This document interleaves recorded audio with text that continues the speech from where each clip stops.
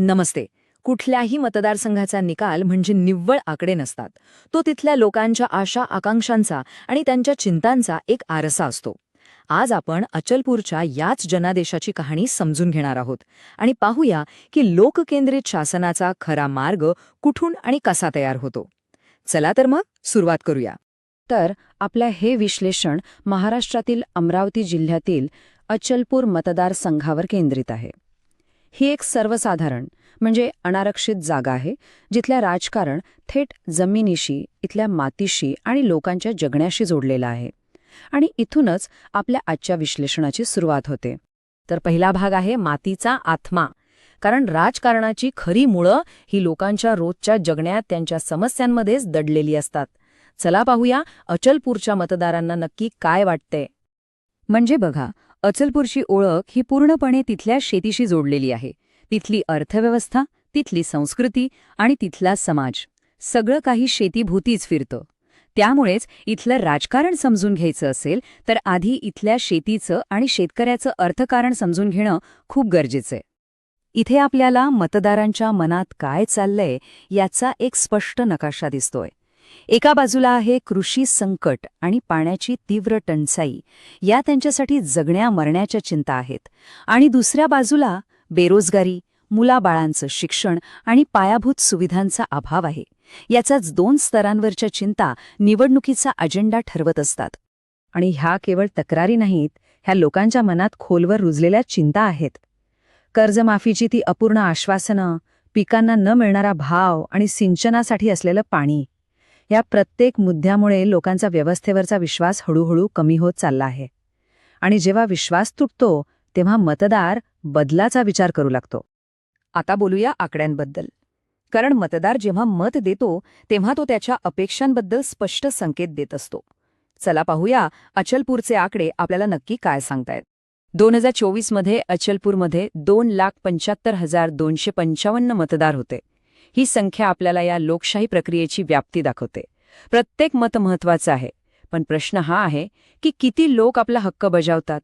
आणि त्यापैकी तब्बल 72.07% लोकांनी मतदान केलं. हा आकडा खूप महत्वाचा आहे.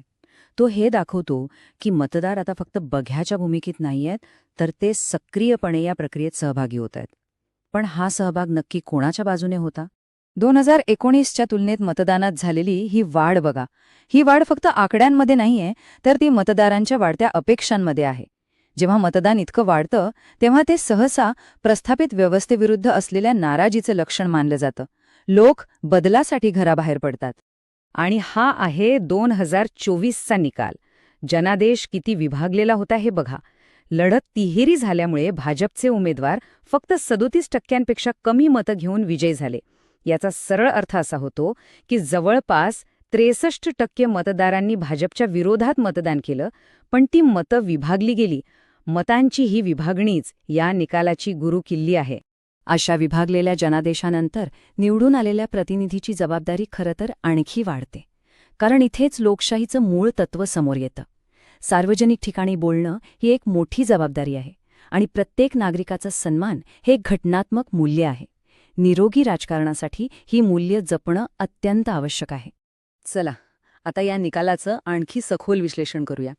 आपलं लक्ष कोणत्याही व्यक्तिगत नेत्यावर नाही, तर त्यामागच्या प्रणालीगत कारणांवर असेल. कारण कोणताही निकाल हा एका मोठ्या राजकीय समीकरणाचा भाग असतो. अचलपूरचा इतिहास बघितला ना, तर एक गोष्ट स्पष्ट दिसते. हा एक क्लासिक स्विंग मतदारसंघ आहे. म्हणजे इथे कोणत्याही एका पक्षाची दीर्घकाळ मक्तेदारी राहिलेली नाही. त्यामुळे ही जागा नेहमीच अत्यंत स्पर्धात्मक राहिली आहे.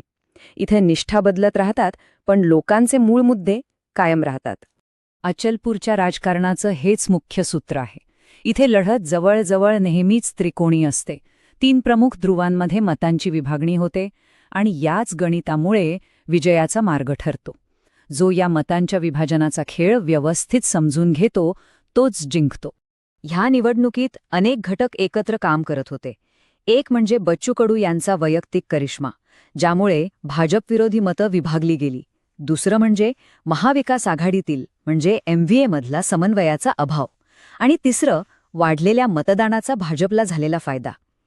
यावरून हे स्पष्ट होतं की इथे राजकारण व्यक्तिभोवती जास्त फिरतं, पक्षाभोवती कमी.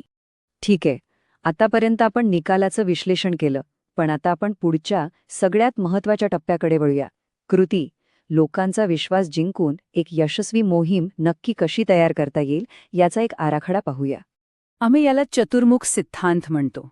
ही एक चौफेर रणनीती आहे. कारण मतदार केवळ एकाच गोष्टीने प्रभावित होत नाही.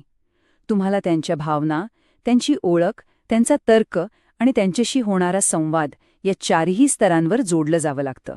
पहिला आधारस्तंभ आहे हृदय, म्हणजे मतदारांच्या भावना. पाणी आणि नोकरी यांसारख्या मूलभूत मुद्द्यांवर केवळ आश्वासनं देऊन नाही, तर खरी सहानुभूती दाखवूनच मनं जिंकता येतात. लोकांच्या मनात अपूर्ण आश्वासनांची भीती खोलवर बसलेली आहे. ती भीती केवळ प्रामाणिक संवादानेच दूर होऊ शकते.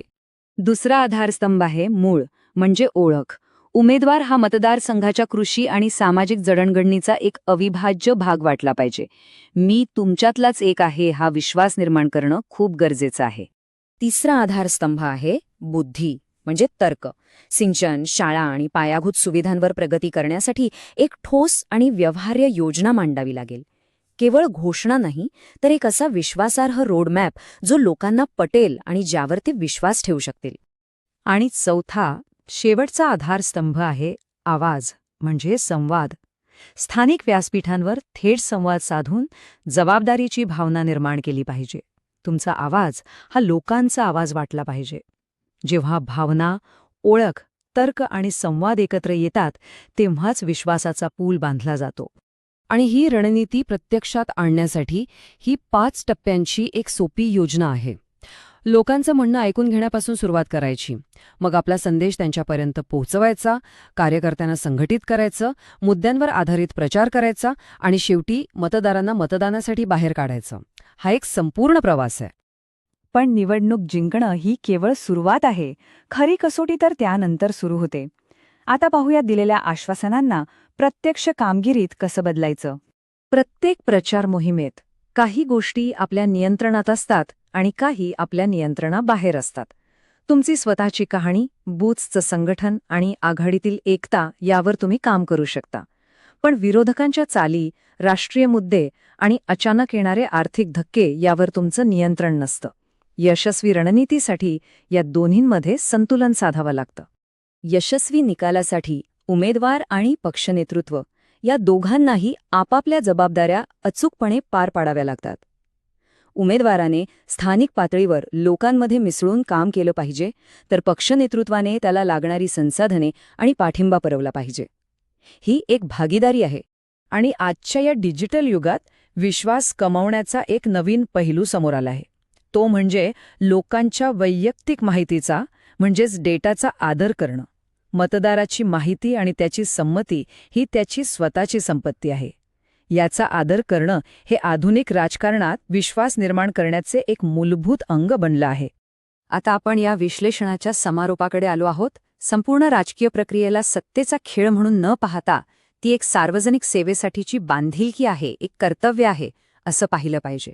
आणि शेवटी आपण सगळ्यांनी स्वतःला हा एक प्रश्न विचारला पाहिजे, नेत्याची खरी कसोटी काय असते? केवळ निवडणूक जिंकणं की लोकांच्या जीवनात खरा सकारात्मक बदल घडवून आणणं?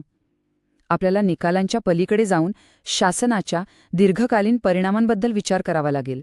हेच आमच्या कामाचं मूळ तत्वज्ञान आहे, राजकारणापलीकडचा उद्देश. याचा अर्थ आहे एक अशी राजकीय प्रणाली जी केवळ सत्ता मिळवण्यासाठी नाही, तर लोकांचं कल्याण साधण्यासाठी आणि त्यांनी कमावलेल्या विश्वासाला जपण्यासाठी काम करते. जर तुम्हाला लोककेंद्रित नेता बनायचा असेल आणि तुमच्या मतदारसंघाचा विकास करायचा असेल, तर blueprintstrategies.ai वर mgr@blueprintstrategies.ai या ईमेल आयडीवर किंवा 038 42 04 1602 या क्रमांकावर संपर्क साधा. राजकारणापलीकडचा उद्देश.